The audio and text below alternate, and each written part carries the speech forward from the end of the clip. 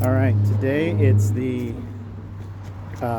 instead of fix or repair daily Ford, it's the fix or repair bi-yearly scenario. And I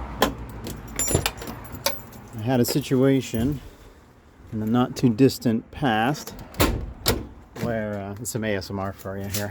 There we go. Where the truck quit running. It was we went dirt bike riding in Eastern Oregon, or Central Oregon, and drove over there, unloaded dirt bikes, rode, camped, and the next morning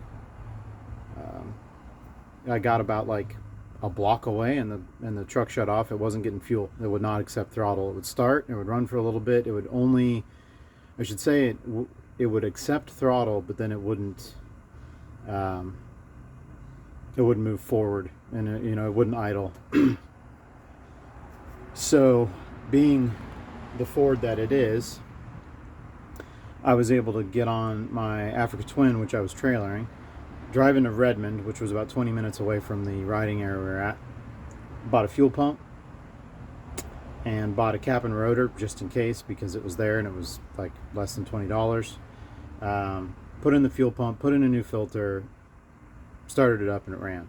Didn't run well, but it ran, and it got us home. We ended up camping at McCubbin's Gulch, and this was like maybe a month ago. So camped at McCubbin's Gulch, started next morning. Yeah, it's been kind of poopy, but it was okay. Then I drove it around town for a bit, and it started getting worse and worse as far as like the running condition. I was definitely getting fuel, but it wasn't feeling great.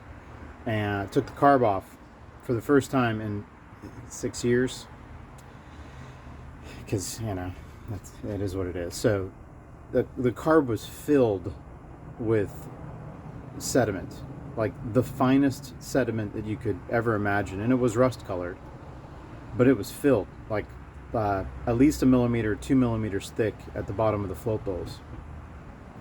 Took it off and cleaned it, put it back on, started right up. It was beautiful, but then I had a fuel leak because I missed something.